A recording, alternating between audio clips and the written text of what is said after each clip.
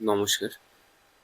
আজকে আমাদের আলোচ্য বিষয়বস্তু হলো যে আত্মার ৯টি গোপন শক্তি কতগুলো বা কোথায় আপনি রয়েছেন সেগুলো নিয়ে আজকে আমাদের আলোচনা। যারা অ্যাস্ট্রোলজিক্যাল কনসালটেশনস বা গাইডেন্স নিতে চাইছেন বা যারা মেডিটেশন যারা শিখতে চান বা অ্যাস্ট্রোলজি শিখতে চাইছেন তারা অবশ্যই চ্যানেলের ডিসক্রিপশন দেওয়া নম্বরে যোগাযোগ করতে পারেন। চলুন শুরু করা যাক। আত্মার ৯টি গোপন শক্তি। প্রত্যেকটা আত্মার বিভিন্ন ধরনের শক্তি থাকে। সমস্ত আত্মার যে একই রকমের শক্তি থাকবে এমনটা নয়, কম বেশি মিলিয়ে মিশিয়ে থাকতে পারে। তো ১ নম্বর পয়েন্টটা বলবো অন্তর্দৃষ্টির শক্তি, অর্থাৎ বিপদ আসার আগেই সঠিক পথের আভাস আগে থেকেই যখন অনুভব করা যায়, এটিকে অন্তর্দৃষ্টির শক্তি বলে। সবাই যে বিপদ আসার আগেই খুব ভালোভাবে বুঝতে পারে এমন নয়, বা আগে থেকে বিপদকে অনুধাবন করা বা অনুভব করা এগুলো সবাই পারে না। কিন্তু যাদের মনের দুয়ার খোলা থাকে এবং মনের আলো জাগ্রত থাকে, সেখানেই অন্তর্দৃষ্টির শক্তি নিহিত হয় এবং এটা আত্মার ৯টি গোপন শক্তির মধ্যে অন্যতম একটি শক্তি। এরকম অনেক মানুষকে দেখে থাকবেন যারা আপনার কাছে আসা মাত্রই তার মধ্যে কি সংস্কার রয়েছে, তার মধ্যে কি গুণ রয়েছে, কি বদগুণ রয়েছে, সমস্ত কিছু আপনার চোখে ধরা পড়ে যায়। এই সবগুলোই হলো অন্তর্দৃষ্টির শক্তি।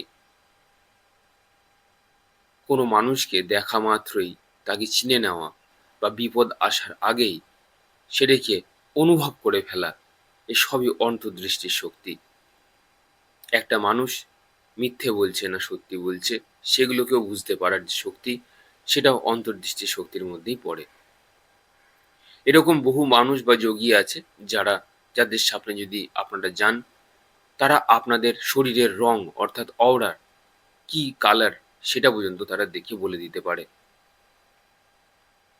এসবই অন্তর্দৃষ্টির শক্তির মধ্যে আসে। পরের পয়েন্ট বলবো করুণার শক্তি। করুণার শক্তি সবাইয়ের থাকে না।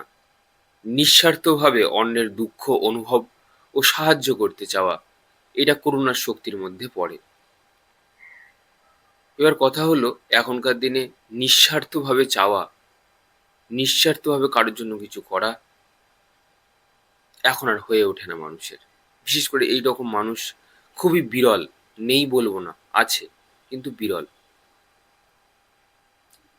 কোনো একটা ছেলে চাকরি পাচ্ছে না, কিন্তু আপনি হয়তো তাকে সাহায্য করলেন এবং অনেকে আজ তাকে চাকরি বাকরি দিয়ে তার নিজের নামে সব জায়গাতে ঢেরা পিটিয়ে বেড়ালো যে আমি তাকে চাকরি দিয়েছি। এখানে আর নিঃস্বার্থ ভাব আর রইল না। তারপর যদি কোনো সময় মনোমালিন্য হয়, তখন কথা বলতেও কেউ দ্বিধাবোধ করে না যে আমি তোমাকে চাকরি দিয়েছিলাম, এ কথাও বলতে শোনা গেছে। এমনকি নিজের ঘরের বাবা মারাও যদি কাউকে চাকরি দিয়ে থাকে তাদের সন্তানদের, মনোমালিন্য বা ঝগড়ার সময় এ কথাটিও কিন্তু তারা বলতে ছাড়ে না যে সে তাদেরকে চাকরি দিয়েছে বা খাইয়েছে বা পড়িয়েছে। তো করুণার শক্তিও সব মানুষের যে থাকবে এমনটা নয়। করুণা হতে গেলে তাকে সমস্ত জীবনের, পুরো জীবনটার সমস্ত ক্ষেত্র থেকে করুণাবান বা করুণাময় তাকে হতে হয়।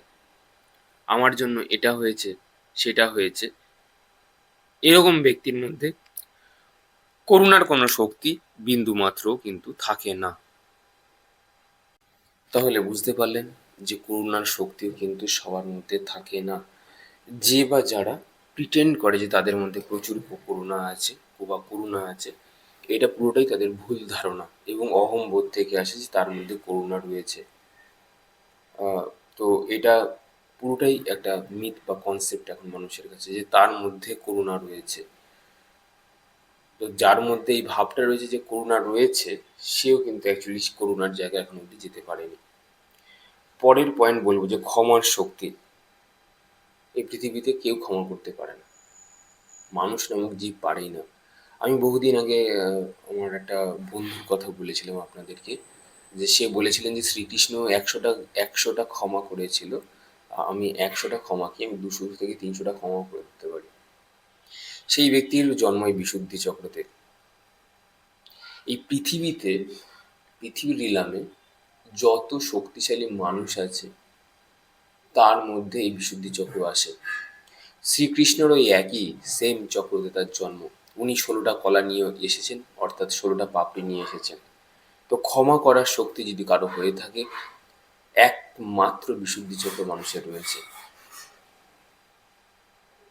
বাকি মানুষদের সেই এখনো ডেভেলপমেন্ট হয়ে ওঠেনি, তারা ক্ষমা করতে পারবে।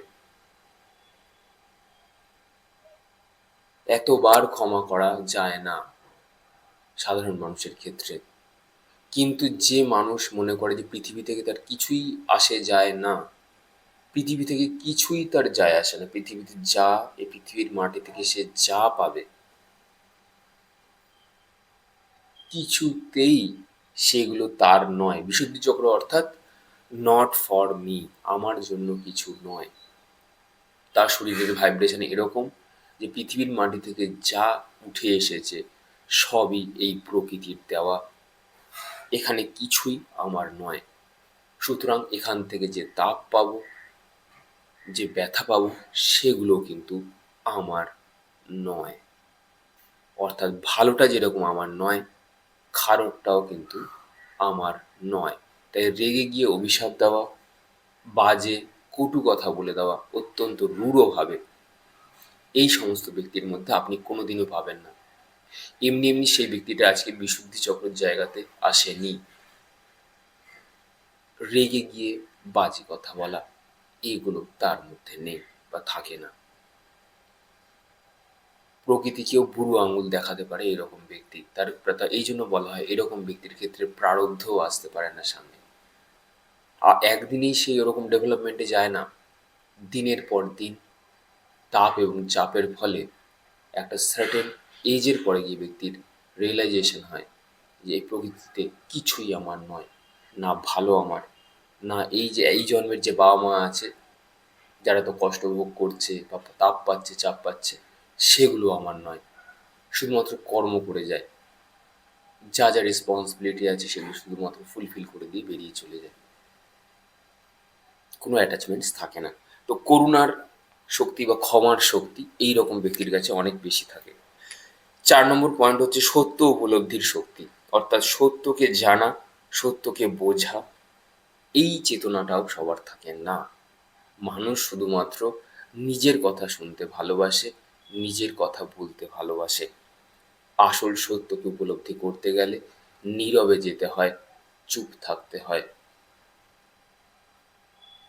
এই যে সংসারে এত তাপ পাচ্ছেন, কেন পাচ্ছেন?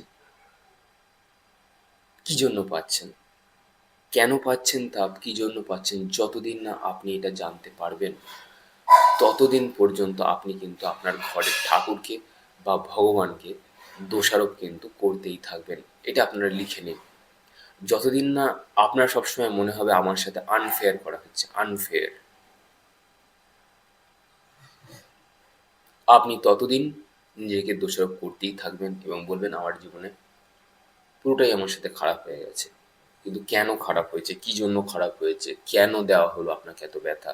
অন্য কাউকে কেন দেওয়া হলো না? এগুলোর অনেক প্রশ্নের উত্তর আছে। এই সত্যকে উপলব্ধি করা বা সত্যকে জানা বিশাল একটা বড় সাধনার মধ্যেও পড়ে। আপনিই কেন? অন্য কেউ কেন নয়? প্রত্যেকটা মানুষের জীবনে আলাদা আলাদা গল্প থাকে, আলাদা আলাদা স্টোরি থাকে। সেই নিয়েই গোটা হয় তার জীবন। সে সত্যকে উপলব্ধি সবাই করতে পারে না। ৫ নম্বর পয়েন্ট হচ্ছে ধৈর্যের শক্তি। আবারও সেম, ধৈর্য নেই, শনি খারাপ। যে ব্যক্তির জীবনে যত বেশি ধৈর্য, সেই ব্যক্তির শনি তত ভালো। সে কোনো সময় বলবে না যে এটা করলে ওটা কি হবে, এটা করলে কি ওই কাজটা হবে, কোনোদিনও বলবে না। একজন ঠাকুরের মন্ত্র জপ করছে, আমাকে বলছে ঠাকুরের মন্ত্র জপ করলে পরে কি আমার চাকরিটা লেগে যাবে? এই যে ক্রিয়াটা শিখছি, এটা করলে পরে কি আমার অমুক কাজটা হয়ে যাবে, তমুক কাজটা হয়ে যাবে? বেশিরভাগ মানুষই তাই, সেটাই প্রশ্ন।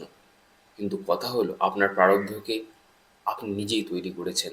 তাই নতুন করে আবার কর্মকে তৈরি করতে গেলে আপনাকে সময় দিতে হবে। অবশ্যই হবে, অবশ্যই চেঞ্জ হবে, অবশ্যই আপনি চাকরি পাবেন, অবশ্যই আপনি বৈভব দ্বারা সম্পূর্ণ হবেন। কিন্তু ধৈর্য আছে। 24/7 মন্ত্র জপ করার, 24/7 প্রারব্ধকে আপনি বদলাতে চাইছেন, কর্মকে নিয়ে কাটাছেঁড়া করতে চাইছেন, তার সার্জারি করতে চাইছেন। যেগুলো আপনি করে এসেছেন সেই সমস্ত সংস্কারকে এক নিমিষে ধুয়ে মুছে সাফ করে দিতে চাইছেন। একটা বড় ব্রহ্মাস্ত্র বানাতে চাইছেন। ব্রহ্মাস্ত্র বানানোর জন্য তো সময় দিতে হয়, রিসার্চ করতে হয়।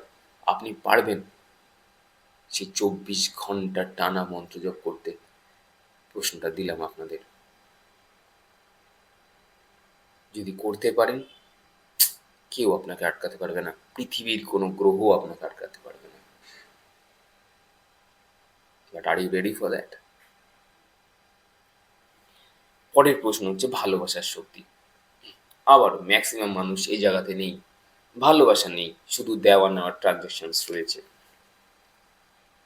ভালোবাসার শক্তি, ভালোবাসার শক্তি হলো ভক্তির শক্তি। হুম এখনকার জীবজগৎ, মানুষজন পশু পাখিদেরকে খাওয়ায় এই জন্য যে তারা পুণ্য করছে। আপনি পুণ্য করছেন না, আপনি আরেকটা কর্মের ঋণের বোঝাকে নিমন্ত্রণ দিচ্ছেন। কেন? আপনার ইন্টেনশন ভালো নয়, আপনার ইন্টেনশন নিজের পকেটে পুণ্য জমা করা। তো এই ভালোবাসার শক্তি কিন্তু সবার সত্যিই নেই। কজন মানুষ পারে বলুন তো একদম নিঃস্বার্থ হয়ে ভালোবাসতে? এবার সত্যি কথাটা বলি, মানুষের দ্বারা সম্ভব নয় আপনাকে নিঃস্বার্থ হয়ে ভালোবাসা। কোনো মানুষ নাই যে যাকে আপনি ভাবেন না কাছের লোক, আপনার হাজবেন্ড, আপনার বয়ফ্রেন্ড, আপনার মেয়ে ছেলে, কেউ নয়, মা, কেউ নয়, কেউ আপনাকে স্বার্থ ছাড়া কমপ্লিটলি, যার মধ্যে সামান্যটুকুও স্বার্থ নেই, আপনাকে ভালোবাসতে পারবে না। একমাত্র ঈশ্বর ছাড়া এই পৃথিবীতে কেউ পারবে না। এটা কিন্তু চিরন্তন সত্য। সে আপনার যত বড় বন্ধু হোক, মিত্র হোক, সে তার স্বার্থ দেখবেই দেখবে। পরের পয়েন্টে যাব। 7 নম্বর হচ্ছে আত্মসংযমের শক্তি। এটাতেও মানুষ, ম্যাক্সিমাম মানুষ ফেল। রাগ, লোভ, অহংকার, মদ মাৎসর্য, এই যে ষড়রিপু, কাম, কাম বাসনা, তো এই আত্মসংযমের শক্তিতেও বেশিরভাগ মানুষই কিন্তু ফেল। মানুষ রেগে গেলে পরে এমন খারাপ কথাও বলে দেয় যেগুলো হয়তো আর কোনো সময় ফিরে আসে না। সেটা রাগ, লোভ, হিংসে, মদ মাৎসর্য, সব কিছুই। এগুলোকে সংযম করতে গেলে আপনাকে 24/7 আপনার শরীরের ভেতরে থাকতে হবে, অন্তর্দৃষ্টি দিতে হবে। একটা কথা আপনাদেরকে ছোট্ট টিপস বলে যাই। অনেক সময় এরকম দেখা গেছে, যখন মানুষের সবচেয়ে যখন কঠিন সময় আসে, বিশেষ করে শনির মহাদশাতে আসে, অনেকের খুব ভালো যায়। কিন্তু যার যতই ভালো যাক না কেন, শনির মহাদশা আমাদের প্রিয়জনদেরকে আমাদের কাছ থেকে টেনে নিয়ে চলে যায়। সেখানেও কিন্তু আত্মসংযম দেখানোর জায়গা আসে। রাগ, লোভ, অহংকার, এই রাগ চলে আসা, দুঃখ চলে আসা, অভিমান চলে আসা, ঈশ্বর কেন আমার কাছের লোককে টেনে নিয়ে চলে গেল? আসলে এরা কাছের লোক বলে অ্যাকচুয়ালি কিছু হয় না। এই যে এই জীবনে আপনি যাদেরকে কাছের লোক হিসেবে ভাবছেন বা আমরা ভাবছি, তারা অন্য কোনো জগতের, অন্য কোনো বাড়ির কোনো বাসিন্দা ছিলেন। আপনার সাথে তাদের বৃদ্ধতা ছিল, তাই তারা এ জন্মে আপনার বা আমার নিজের বাবা মা হিসেবে এসেছে, কিন্তু সেখানেও বিরতি আসবেই আসবে। তারাও একদিন যাবে, ছাড়তে হবে। ইভেন আমাদের দেওয়া ভালোবাসাটুকুও, যেগুলোকে আমরা ভালোবাসা বলছি, সেগুলো একদিন ছিন্ন হবে। তাদের দেওয়া ভালোবাসাও ছিন্ন হবে। এটাই প্রকৃতির নিয়ম। যা প্রকৃতি দিয়েছেন তা উনি সব ফিরিয়ে নেবেন। তো আত্মসংযমের যখন প্রশ্ন আসে, তখন আমাদের স্বরূপকে কিভাবে আমরা সংযম করছি সেগুলোকে অনেক বেশি দেখার বিষয় থাকে। 8 নম্বর পয়েন্ট বলবো, চেতনা জাগরণের শক্তি। নিজের জীবন ও কর্ম সম্পর্কে গভীর সচেতনতা অর্জন করা, এটিই হলো চেতনা জাগরণের শক্তি। অর্থাৎ আপনি এখন কি কাজ করছেন, আপনি কি হুঁশ রেখে কাজটি করছেন কিনা, সেটি আপনার চেতনাকে নিমন্ত্রণ দেয়। এটিও সবার কিন্তু থাকে না। যখন যাকে যেটা বলার আমরা বলে তো দিলাম, তারপরে আমাদের মনে হয় যে এত রূঢ়ভাবে বলাটাও হয়তো ঠিক হয়নি। সে সময়টা আমাদের উচিত, যখন আমরা বুঝতে পারছি যে আমাদের প্রচণ্ড রাগ হচ্ছে, সেই সিচুয়েশনস থেকে বেরিয়ে যাওয়াটাই শ্রেয়। বা আপনি কোথাও থেকে ঘুরে এলেন বা চলে এলেন, তাহলে 2 মিনিট আপনি যদি অপেক্ষা করে যান, তাহলে আপনার রাগটাও পড়ে যেতে পারে। এটা শুধুমাত্র রাগ দিয়ে বললাম, এরকমভাবে সেম কাম বাসনা, হিংসে করবার আগেও যদি 2 মিনিট আপনি যদি একটু চুপ হয়ে যান, আপনি যদি বুঝতে পারেন যে আপনার মনে ঈর্ষা তৈরি হচ্ছে, তাহলেও কিন্তু আপনার চেতনা জাগরণের শক্তি কিন্তু জাগরণ বা জাগ্রত হতে পারে। পরের পয়েন্টটা বলবো বা লাস্ট পয়েন্টটা বলবো যে ঈশ্বরের সঙ্গে সংযোগের শক্তি। কেন বললাম এটাও একটা বড় শক্তি? কারণ সবাই পারে না ঈশ্বরের সাথে সংযোগ স্থাপন করতে। প্রার্থনা, ধ্যান, ভালোবাসা, ভক্তি, এগুলোই গভীর শান্তি অনুভব করায় আমাদের, যা ঈশ্বরের সাথে সংযোগ স্থাপন করে সরাসরি। তো সবার এই এতটুকুতেও আসতে পারে না। তো যারা পারেন ঈশ্বরের সাথে সংযোগের শক্তি স্থাপন করতে, দেখে নিন কারা কারা পারেন। অবশ্যই তা আপনারা জানাবেন। যারা এই যে একটু আগে বললাম 24 ঘন্টা ঈশ্বরকে ডাকা, 24 ঘন্টা জপ, 24 ঘন্টা তাকে স্মরণ মনন করা। আপনি বলবেন কিভাবে হবে? সমস্ত কাজ আপনি যা করছেন তা যদি ঈশ্বরের পায়ে সমর্পিত হয়ে যদি করতে পারেন, যে আমি যা করছি এগুলো কিছুই আমার কাজ নয়, এই সবই ঈশ্বরের কাজ, সমস্ত কাজ, সমস্ত মানে সমস্ত, তাহলেই তাকে স্মরণ করা হয়ে যায়। যে কোনো কাজের আগে যদি একবার বলে নেন যে ঈশ্বর, তোমার কাজই করতে এসেছি, হতে পারে কাজটা অনেক কঠিন, কিন্তু যেহেতু তোমার দেওয়া, ফেল করলেও তুমি, আমি জিতে গেলেও তুমি, সব কিছুই তোমার, জিতলেও তোমার, হারলেও তোমার, সবই তোমার, পাপও তোমার, পুণ্যও তোমার, এই জীবন পুরোটাই তোমার, তুমি যেরমভাবে চালাচ্ছ সেভাবে চলছি। ধন্যবাদ। কাল আসছে।